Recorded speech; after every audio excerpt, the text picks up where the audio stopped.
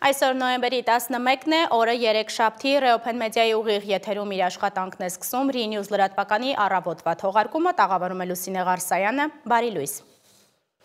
Հանգստյան օրերն ընթացան նոյեմբերի 9-ի դառը ստվերի տակ։ Հարցազրույցներ տվեցին Սերժ Սարգսյանն ու Ռոբերտ Քոչարյանը, նրանց պատասխանեց Նիկոլ Փաշինյանը։ Երրորդ նախագահից օրինակ տեղեկացանք 2018-ի դեպքերի ժամանակ Եվրամիության դեսպան Պյոտր Սվիտալսկիի ուշագրավ դերակատարման մասին։ Ռոբերտ Քոչարյանը հիշեցրեց, թե ինչ էր անում եւ ասում Նիկոլ Փաշինյանը Արցախի մասին մինչեւ պատերազմը, նրան մեղադրելով բանակցային գործընթացը տապալելու եւ պատերազմ բերելու մեջ։ Փաշինյանն էլ երկու նախագահների հարցազրույցներից հետո Facebook-ում գրեց, որ նրանց հայտարարությունները վերահաստատում են իր ենթադրությունը Արցախի հարցը իր խոսքով հայտնի ուժերի ձեռքին եղել է թոք Հայաստանի Հանրապետությունը մոտակա ծառից կապելու համար։ Թե ովքեր են, հայտնի չի եւ իհարկե չի էլ ասել։ Սրան գումարվեց Ադրբեջանի արտգործնախարարի հարցազրույցը Ջեյհուն Բայրամովի խոսքով, եթե նոյեմբերի 9-ին պատերազմը չդադարեցվեր, իրենք կարող էին լուրջ խնդիրներ ունենալ։ Շաբաթվա գլխավոր հարցազրույցներն ու Փաշինյանի պատասխանները մեկտեղել է Սիմոն Հովհաննիսյանը։ Անցած շաբաթ կիրակին այնքան բուռն ու ծավալուն էր քաղաքական հայտարարությունների իմաստով, որ այդ ընթացքում կհասցնեիք Netflix-ի սերիալներից մեկի մի ամբողջ սեզոն դիտել։ Մոտ 7 ժամ է տևել երրորդ եւ մոտ 1 ժամ երկրորդ նախագահների հարցազրույցները։ Սակայն ձեր ժամանակը խնայելու համար մենք կարևոր մտքեր ներկայացնում ենք 5 րոպեում։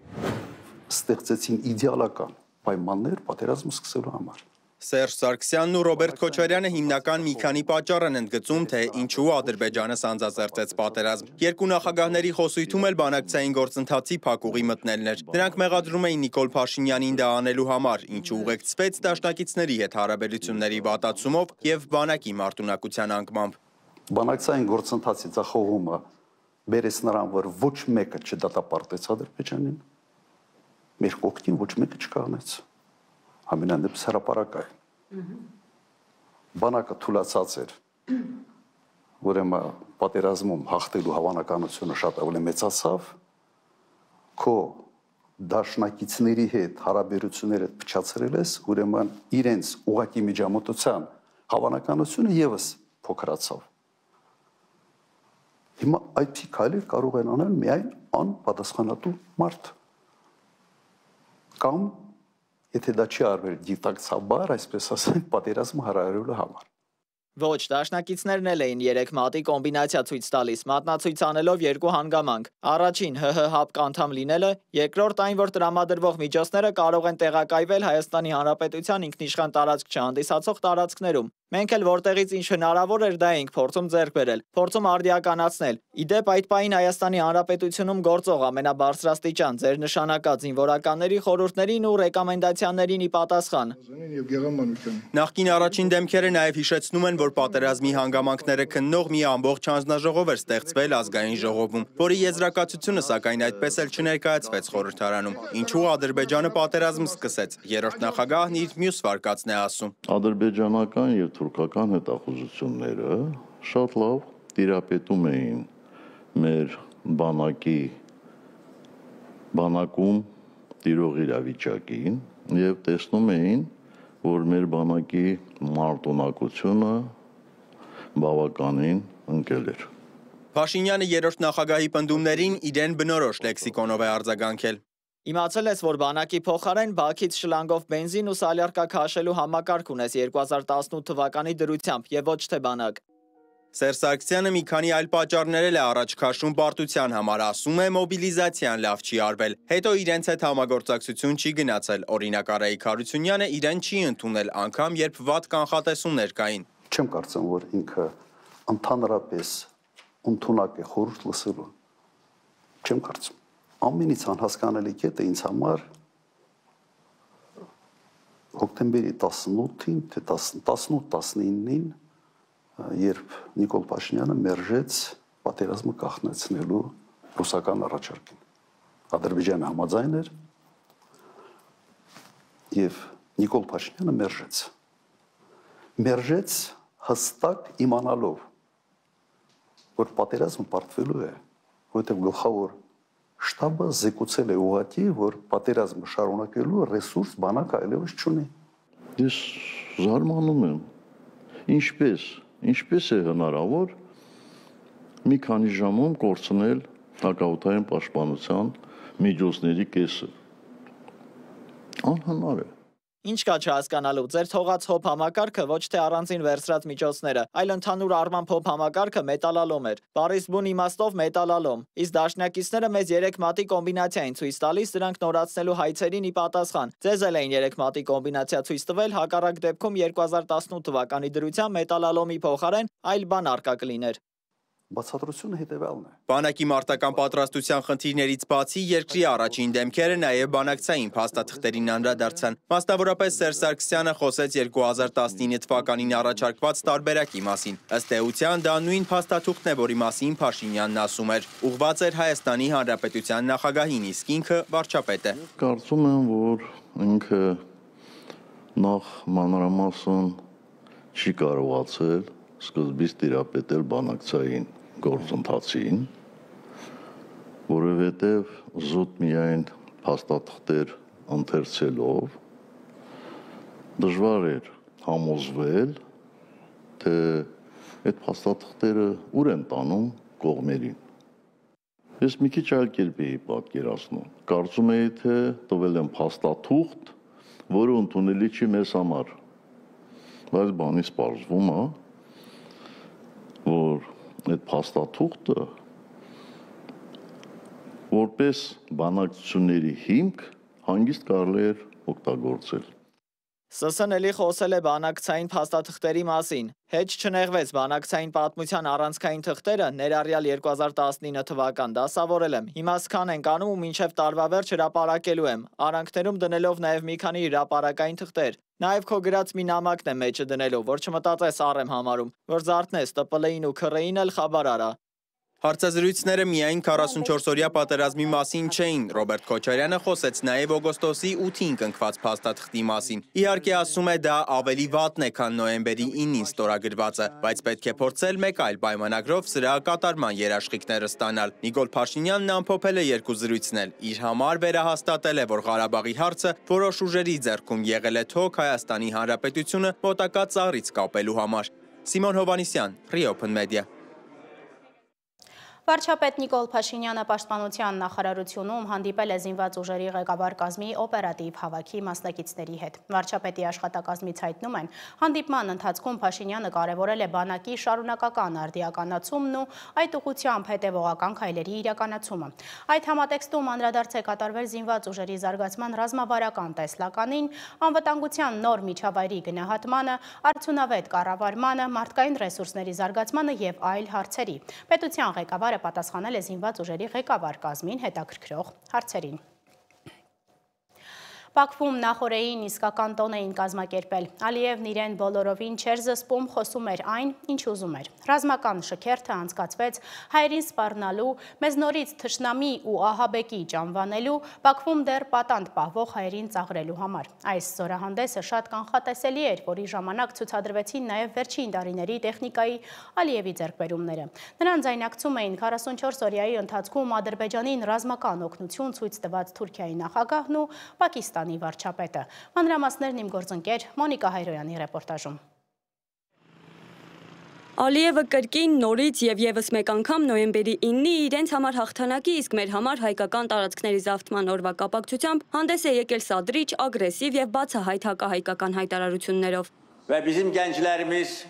Մեր երիտասարդությունը 44 օր շարունակ թշնամու կրակի տակ առաջ շարժվելով ազատագրեց մեր պատմական հողերն օկուպանտներից։ Ալիևը չի կորցնում որևէ առիթ հիշեցնելու Ադրբեջանի իր ձևակերպման փառավոր հաղթանակի մասին։ Ստահոդ պնդումներ անում, թե Հայաստանն իբր սպառնում էր Ադրբեջանի նոր պատերազմով։ Մինչդեռ 2020-ից առաջ իր կառավարման բոլոր տարիներին ինքն է պարբերաբար սպառնացել պատերազմով։ Իսկ հաջորդ տարիներին Հայաստանից հնչող խաղաղության ուղերձներին նույն կերպ պատասխանում է միայն միջազգային, հատկապես եվրոպական հարթակներում։ Իսկ թյուրքական կամ իսլամական պետությունների կազմակերպություններում դարձյալ կիրառում թշնամիներ, օկուպանտներ, անջատականներ բառերը։ Երևանյան սրճարանների կենցաղային զրույցները հիմք են ծառայել Հայաստանի հետ խաղաղության համաձայնագիր նախաստորագրած Ալիևի համար կրկին ծաղրելու հայերին։ Deyirlər ki, onların tankları Նրանք ասում էին, թե իրենց տանկերը լինելու են Բաքվի փողոցներում, թե Բաքվում թեյ են խմելու։ Իրականում նրանց երազանքներն իրականացել են, մենք դրանք կյանքի ենք կոչել։ Նրանց տանկերն այսօր ցուցադրված են ռազմական ավարների պուրակում, իսկ հայկական ռազմատենչ հանցագործները այսօր կանգնած են Բաքվի դատարանի առաջ եւ ադրբեջանական թեյ են խմում քնչական մեկուսարանում։ Այս ցուցադրական տոնակատարությունը, որը խորհրդանշում էր արդեն 3 տասնամյակ ատելությամբ եւ վրեժով սնված ադրբեջանական հասարակության չակերտավոր հաղթանակի օրը, հրավիրված էր նաեւ նրանց եղբայրական ազգի առաջնորդ Ռեջեփ Թայիպ Էրդողանը։ Թուրքալեզու աշխարհի հոր եւ առաջնորդի դերին հավակնող Էրդողանը հայտարարել է, որ այս օկուպացիան թուրքական բոլոր երկրների համար հպարտության առիթ է, այդպիսով ակնարկելով, որ Ալիևը միայնակ չի հաղթել 44-օրյա պատերազմում։ Azərbaycan ordusunun Ադրբեջանական բանակի յուրաքանչյուր քայլ Ղարաբաղի հողերում ազատության եւ արժանապատվության համար թափված յուրաքանչյուր կաթիլ արյունը դարձել է պատվի խորհրդանիշ եւ ոսկե տառերով գրանցվել է մեր ընդհանուր պատմության թուրքական աշխարհի պատմության էջերում։ Պակիստանը, որ Հայաստանը չճանաչող միակ պետությունն էր մնացել եւ դա արել միայն 2 ամիս առաջ, նույնպես հրավիրված էր շքերթին։ Բաքու զինվորական շքերթին մասնակցելու էր եկել մի ամբողջ պակիստանյան զորախումբ։ Վարչապետ Մուհամմադ Շահբազ Շարիֆը իր եղբոր Իլհամ Ալիևին դիմելով հայտարարել է, թե այժմ դուք հաղթում եք խաղաղությունը, չցանկանալով լսել նրա հոխորտանքն ու սպառնալիքները, թե եթե ինչ-որ մեկը փորձի որևէ գործողություն կամ սադրանք ձեռնարկել Ադրբեջանի դեմ, չարաչար կզղջա։ ղուլամի में नाकाम आती हैं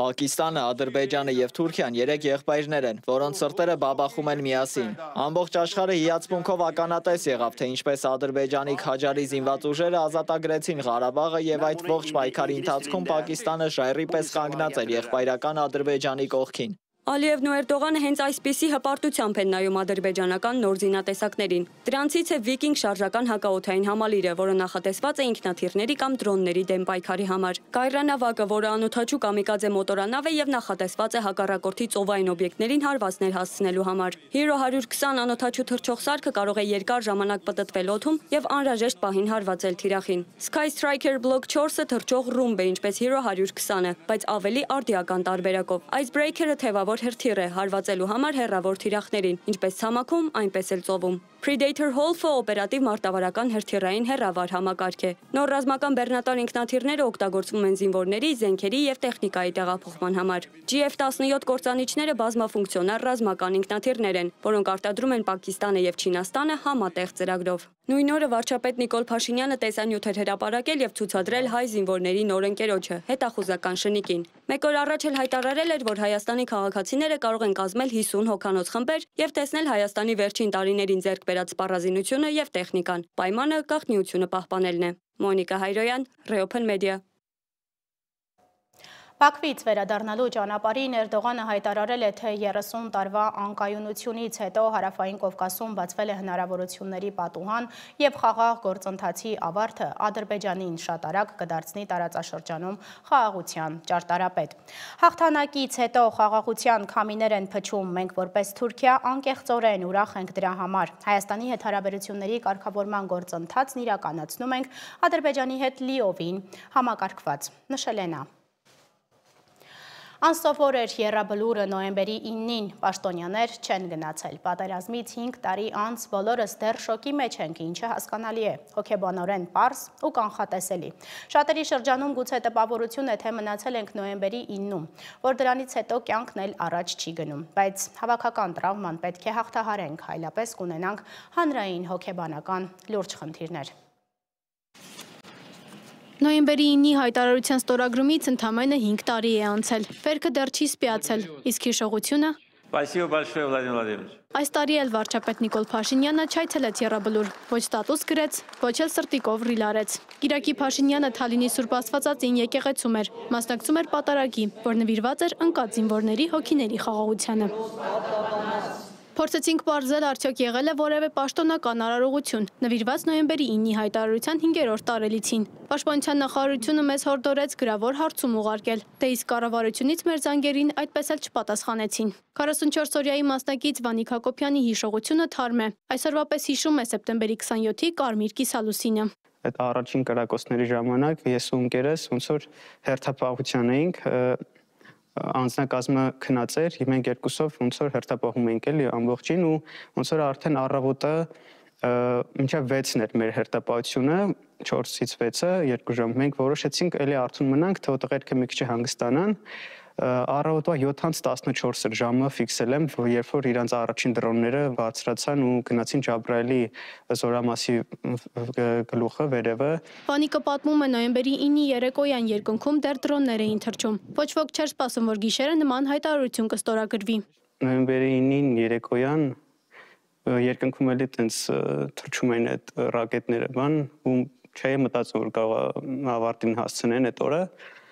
Անգամ մտածում եք կարող ավելի մեծ ուժով գրոհ լինելու, բայց որ արդեն տեսա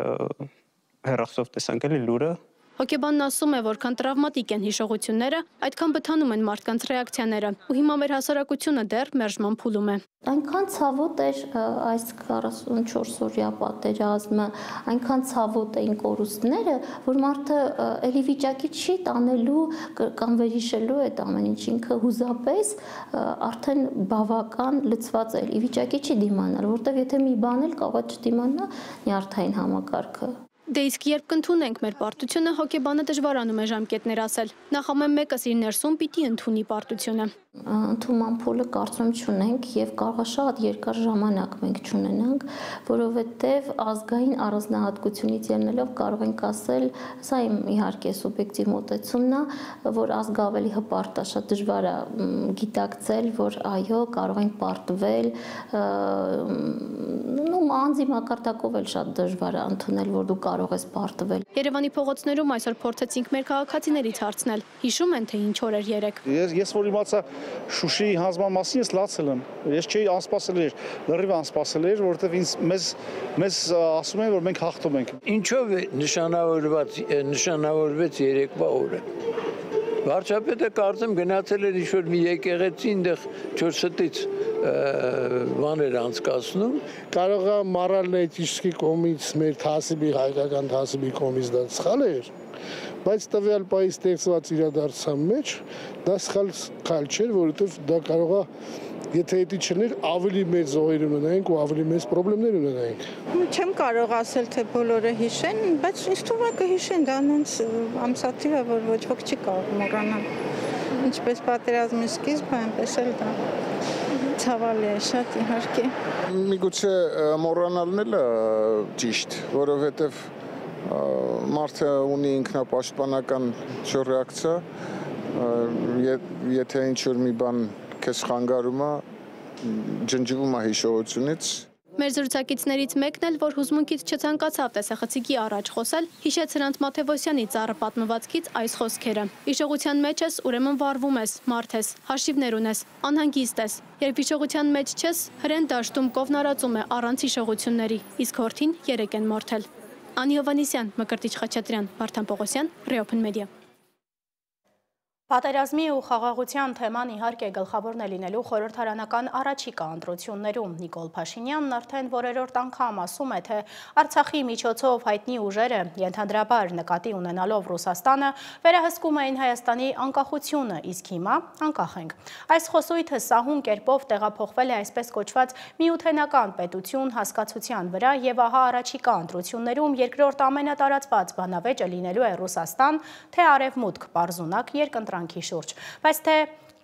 քանի դեռ չենք հասել նախընտրական այդ կետին, փորձենք հասկանալ, որտեղից է հայտնվել միութենական պետության մասին խոսույթը մեր քաղաքական դաշտում ու արդյոք նման օրակարգ ընդհանրապես գոյություն ունի։ Միութենական պետություն։ Այս եզրույթը որոշ շրջանակներ փորձում են բերել հայկական քաղաքական օրակարգ։ Իշխանությունները ուղղակի եւ տողատակերով ակնարկում են, թե եթե իրենք չլինեն պետության ղեկին, իրենց ընդդիմախոս ուժերը Հայաստանի ինքնիշխանությունը կզիջեն, երկիրը կդառնա Ռուսաստան-Բելարուս միության մաս։ Եվ պարզվում է, որ դուք դեմ եք Հայաստանի Հանրապետության անկախությանը, որովհետև ձեր քաղաքական ղեկավար Ռոբերտ Քոչարյանը ասում է, որ Հայաստանը կարող է դառնալ միութենական պետության մաս։ Ձեր քաղաքապետի թեկնածու քաղաքապետ Վարդանիկը ասում է կամ միութենական պետությանը կողմ ես, կամ թրքահապատակ շանորդի ես։ Երկրորդ նախագահ Ռոբերտ Քոչարյանը, որ համարվում է Ռուսաստանի հետ սերտ հարաբերությունների կողմնակից ու Պուտինի հետ անձնական բարեկամություն ունեցող ղեկավար, 2022-ի փետրվարի ասուլիսում ասել էր, որ իր օրակարգում այդպիսի հարց չի եղել, իսկ ընդհանրապես որևէ միության անդամակցելիս երկիրը պետք է հաշվարկի, թե տարիներ եւ տասնամյակներ անց ինչ է շահում եւ ինչ է կորցնում։ Մեր մտնելը ինչ է նշանակելու մեզ համար։ Մենք մտնելուց հետո 5 տարվա կտրվածքով, հետո 10 տարվա կտրվածքով մենք ուր ենք հասնելու, ինչ ենք ստանալու։ Եթե այդ հարցերի պատասխանը չլինի, ուղղակի սենց ասում են, մտնում ենք։ Մեղադրանքների ամենաթարմ օրինակը Գյումրիի նորընտիր ու արդեն գրեթե 1 ամիս կալանավորված քաղաքապետ Վարդան Ղուկասյանի հայտարարություններն են, թե ինքը կողմ է Ռուսաստանի եւ Բելարուսի հետ միությանը։ Կողմ եք, թե ոչ միութենական պետությանը։ Կողմ եմ։ Բելարուսի սկզբունքով Թուրքա Հայաստանը ինչ վիճակի մեջ է։ Պետականություն չունեք, մորթված, սպանված, քանդված, ավիրված գերեզման չունեք ընդուp։ Ռուսա Հայաստանը ինչ վիճակի մեջ է։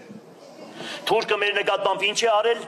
ռուսը մեր նկատմամբ ինչ է արել։ Ինչ որ կառուցվել է այդ 75 տարվա մեջ կառուցվեց։ Ինքնիշխանությունից հրաժարվելու հրապարակային կոչեր անելու մեղադրանքը Ղուկասյանի երկրորդ քրեական գործի հիմքում է, թեև քաղաքապետը պնդում է, որ դա չի նշանակում անկախության կորուստ, այլ որպես անվտանգության եւ տնտեսական զարգացման երաշխիք է։ Նրա փաստաբան Զարուհի Փոստանջյանը իշխանության գործողություններում հստակ հակասություն է տեսնում։ Եթե կառավարությունը կարող է բացահայտորեն քարոզել Եվրամիության հետ ինտեգրում, որը փաստացի ինքնիշխանության մի մասը զիջելու գործընթաց է, ինչու է պատժվում այն անձը, որը խոսում է Ռուսաստանի Դաշնության հետ միութենականության մասին։ Իշխանությունը շարունակում է պնդել, որ միութենական պետության գաղափարը իրական սպառնալիք է եւ այն կրողներին առաջարկում է մինչեւ վերջ գնալ այդ ճանապարհով։ Միութենական պետության մասին երազող ընդդիմադիրներին առաջարկում եմ իրենց համոզմունքներում լինել սկզբունքային եւ իշխանությանը կոչ անել իրենց հետ վարվել այնպես, ինչպես ընդդիմության հետ վարվում են միութենական պետությունում։ Սպասում ենք։ Օրինակ Վարդանիկը անիմաստ արդյունքներ թափելու փոխարեն կարող է նման կոչ անել։ Ես կաջակցեմ։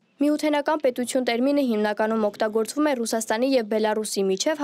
1999-ի դեկտեմբերի 8-ին ստորագրված պայմանագրով ստեղծված վերազգային միավորման մասին։ Հիմնական նպատակը երկու պետությունների միջև հարաբերությունների խորացումն է տնտեսական եւ պաշտպանական քաղաքականության ինտեգրման միջոցով։ Պայմանագիրը նախատեսում է ֆեդերացիայի ստեղծում, որը նման կլինի խորհրդային միությանը, ներառյալ Գերագույն պետական խորհուրդ եւ նախարարների խորհուրդ, ընդհանուր պետության ղեկավար, օրենսդիր մարմին, դրոշ, զինանշան, օրհներգ, սահմանադրություն, բանակ, քաղաքացիություն եւ արժույթ։ Նախատեսվում է մեկ միասնական տնտեսական տարածք, դրամական միություն, միասնական հարկային եւ գնային քաղաքականություն, պաշտպանության համակարգի միավորում եւ այլն։ Reopen Media-ն որոշեց իր տեղեկատվական ալիքներում հարցախույզով իմանալ մեր քաղաքացիների կարծիքը։ Հարցվածների 92%-ը դեմ է, որ Հայաստանը միանա Ռուսաստան-Բելարուս միութենական պետությանը։ 2-ը կողմ է, իսկ 6-ը դժվարանում է պատասխանել։ YouTube-յան հարցման արդյունքում 74%-ը դեմ է, 23-ը կողմ, իսկ 4-ը դժվարանում է պատասխանել։ Երևանցիների շրջանում մեր հարցումների ընթացքում միութենական պետության կողմնակիցները չէին զիջում ընդդիմախոսներին, իհարկե ունենալով իրենց նախապայմանները։ Երկուստին սլավոնական ազգ են հարազատ իրանք, պայքարում են ախպեր մի պետություն որ դառնան, հարազատ են իրար, դեմ չեմ, կողմ եմ։ Հիմա ես ոչ մի բանի կողմնակից չէ։ Ամեն ինչին կողմ եմ, մենակ խաղաղությունը լինի։ Դեմ եմ։ Ես ռուսների հետ ապրել եմ, այսպես կոչտեմ։ Չգիտեմ, եթե Հայաստանի համար լավ լինի, թող լինի, եթե չէ։ Օրվա վերջում սոցցանցերում հարցումների արդյունքում կողմ քվեարկածների թիվը ավելացել է 2 կետով, նույնքան պակասել են դեմ քվեարկածները։ Աննա Հարությունյան, Ստեփան Տիգրանյան, Reopen Media։ Ղազախական ցորեն տեղափոխող առաջին գնացքը հասել է Հայաստան։ Մոտավորապես 1000 տոննա բեռ տեղափոխող 15 վագոնից բաղկացած շարժակազմը հաջողությամբ փորձարկել է Ղազախստանից Ռուսաստանով, Ադրբեջանով եւ Վրաստանով անցնող նոր լոգիստիկ երթուղին։ Այս տարանցիկ միջանցքը կարող է ի վերջո դառնալ ղազախական հացահատիկի եւ այլ բեռների մշտական մատակարարման ուղի դեպի Երևան։ Պրոդկորպորացիա ազգային ընկերության կառավարիչ Թոբիլ Բեկ Օմարովի խոսքով ղազախական հացահատիկի մատակարարումը դեպի Հայաստան պարենային դիվանագիտության օրինակ է։ Նա հավելել է, որ Ղազախստանի ազգային հացահատիկի օպերատորը պատրաստ է հայ սպառողներին ամսական 15-ից 20 հազար տոննա հացահատիկ մատակարարել։ Նոյեմբերի 11-ից 12-ը արտգործնախարար Արարատ Միրզոյանն այցով կգտնվի Դանիայում։ Նա հանդիպում կունենա Դանիայի պաշտոնակից Լարս Լոկե Ռամսուսենի հետ։ Ծրագրված են նաև այլ հանդիպումներ և քննարկումներ։ Օրակարգում են ինչպես Հայաստան-Դանիա երկկողմ հարաբերությունների զարգացման, այնպես էլ Հայաստան-Եվրամիություն գործընկերության խորացման հարցեր, հաշվի առնելով Եվրամիության խորհրդում Դանիայի ընթացիկ նախագահությունը։ Մայրաթորի տեղեկատվական համակարգի տնօրեն Տեր Եսայի Քահանա Արթենյանը News AM-ին ասել է, որ մամուլում վեհափար Հայրապետի հրաժարականի և Արշակ arքեպիսկոպոս Խաչատրյանի կարգալուծության պահանջի մասին տեղեկատվությունը իրականությանը չի համապատասխանում և կեղծ է։ Ըստ նրա, Արշակ arքեպիսկոպոսին վերագրվող անպարկեշտ բովանդակությամբ տեսանյութերի հետ կապված հարցի ուսումնասիրության և եզրակացություն ներկայացնելու համար վեհափար Հայրապետը հաշվի առնելով ներկայացված առաջարկները ստեղծել է հանձնախումբ։ Մինչև այդ շատ լուրջ տեղաշարժեր են նկատվում մերձավոր արևելքում, Գազայում խաղաղապահներ կարող են հայտնվել և գլխավոր ուժը, որը հավակնում է այնտեղ զորք մտցնել, իհարկե Թուրքիան է։ Բայց Իսրայելը դեմ է և ահա հրեական պետության վարչապետի հայկական ազգանունով խոսնակն ասել է, որ թուրք զինվորի ոտք չի լինելու Գազա։ Ի դեպ, Ադրբեջանը ևս հավակնում է այստեղ իր զորքը տեղակայել միջազգային այսպես կոչված կայունացնող, այսինքն խաղաղապահ ուժերի շրջանակում։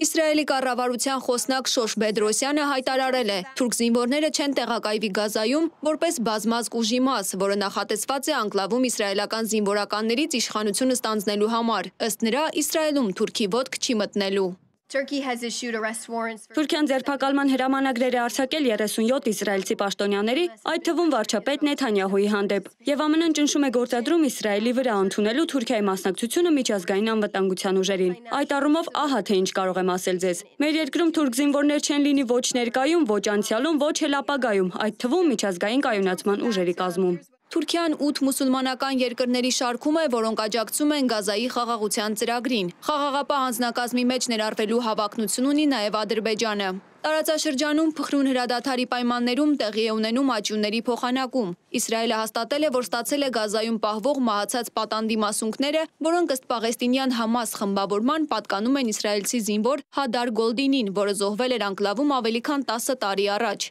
Աճյունի վերադարձը ողջունել է Իսրայելի վարչապետ Նեթանյահուն։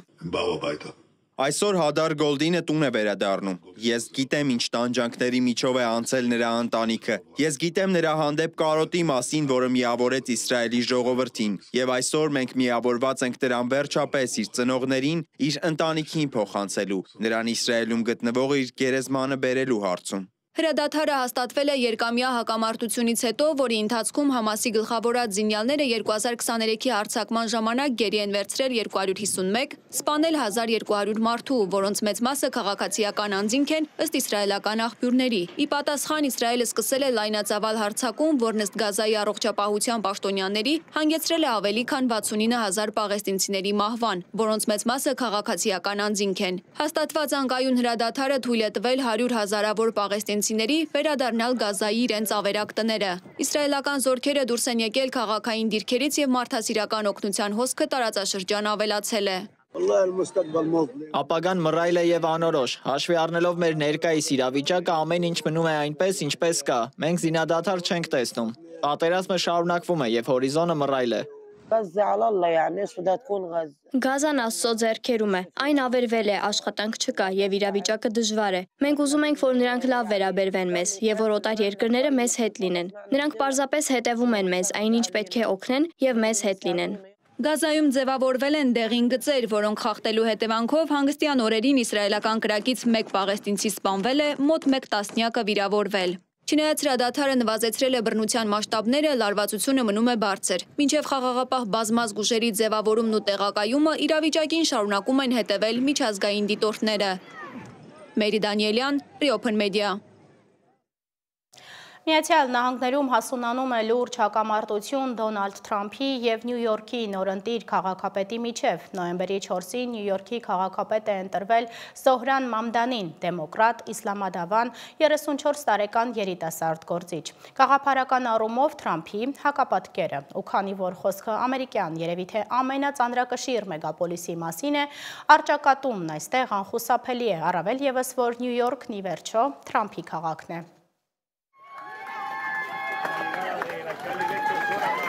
Սպիտակ տան հետ սկսած դիմակայության ֆոնին Նյու Յորքի նորընտիր քաղաքապետ Զոհրան Մանդանին այցելել է Պուերտո Ռիկոյի Սան Խուան քաղաքի մզկիթ, որտեղ նրան դիմավորել են ողջույնի բացականչություններով։ Մանդանին մասնակցել է Նյու Յորքի քաղաքական գործիչների համախմբան ամենամյա գագաթնաժողովին։ Նա մզկիթում աղոթել է մյուս մուսուլմանների հետ եւ օգնել սնունդ բաժանել։ Մամդանին ակնարկելով հակադրվել է Թրամփի ծավալապաշտական եւ հականերգաղթային քաղաքականությանը։ Մենք գիտենք Պուերտո Ռիկոն չի վաճառվում, եւ մենք նույնն ենք ասում Նյու Յորք քաղաքում։ Նյու Յորքը չի վաճառվում։ Այս քաղաքները հնարավոր չէ գնել։ Մենք իսկապես պետք է ոտքի կանգնենք, ապահովելու համար, որ յուրաքանչյուր նյու յորքցի կարողանա իրեն թույլ տալ ապրել այս քաղաքներում։ Այս այցը տեղի ունեցել նորընտիր քաղաքապետի հասցեին նախագահ Դոնալդ Թրամփի հնչեցրած մի շարք հարձակումներից անմիջապես հետո։ Թրամփը կասկածի տակ էր դրել Մամդանի ազդեցությունը քաղաքի ենթակառուցվածքների զարգացման վրա, անվանելով նրան կոմունիստ։ Դե գիտեք, պետք է հասկանալ, որ եթե նա կոմունիստ է, ապա մեծ աշխուժություն չի լինելու։ Այնպես որ կամուրջների, թունելների եւ այն բոլոր տարբեր բաների կարիքը, որոնք կարծում եմ ծրագրում էին Նյու Յորքի համար, չի լինի։ Եվ տեսեք, ես հուսով եմ, որ Նյու Յորքի գործերը լավ կլինեն։ Սա այն ամենն է, ինչ կարող եմ ասել։ Ես սիրում եմ Նյու Յորքը, ես մեծացել եմ Նյու Յորքում։ Իմ գործերն այնտեղ լավ են ընթացել եւ ես հուսով եմ, որ Նյու Յորքի գործերը շատ լավ կլինեն։ Մինչ նախագահը կենտրոնացած է քաղաքական հակառակորդների պախարակմամբ, Մամդանին առաջ է շարժվում իր վարչակազմի ձևավորման հարցում։ Քույնսում նա ներկայացրել է իր անցումային թիմը, խոստանալով ստեղծել կարող եւ կարեկից վարչակազմ։ Նա վերահաստատել է իր առաջնահերթությունները, պայքարել քաղաքի կյանքի թանկության ճգնաժամի դեմ եւ վերականգնել հանրային վստահությունը։ Դոնալդ Թրամփը նախագահական քարոզարշավ անցկացրեց, խոստանալով մթերքների էժանացում։ Դոնալդ Թրամփը նախագահական քարոզարշավ անցկացրեց, պարտավորություն ստանձնելով նվազեցնել կյանքի թանկությունը։ Իսկ մեր հաջողությունը ցույց կտա, որ բավարար չէ աշխատավոր դասակարգի ամերիկացիների կյանքում առկա հուսահատությունը պարզապես ախտորոշել է։ Պետք է իրապես կյանքի կոչել օրակարգը, եւ հենց դա էլ մենք մտադիր ենք անել ամեն օր, մեր պաշտոնավարման ողջ ընթացքում։ 34-ամյա դեմոկրատ սոցիալիստ Մամդանին իր պատմական հաղթանակը տոնել է նոյեմբերի 4-ին, դառնալով Նյու Յորքի պատմության մեջ առաջին հարավասիացի եւ մուսուլման քաղաքապետը։ Նա հաղթել է նախկին նահանգապետ 67-ամյա Էնրյու Կոմոյին, որը մասնակցել էր որպես անկախ թեկնածու, երբ 4 տարի առաջ սեռական ոտնձգությունների մեղադրանքների պատճառով հրաժարական էր տվել։ Փորձագետներն ընդգծում են Մամդանիի ժամանակակից քարոզարշավը, սոցիալական մեդիայի, մասնավորապես TikTok-ի վարպետորեն օգտագործումը, որով նա կարողացել է ոգևորել երիտասարդ ընտրողների նոր սերնդին։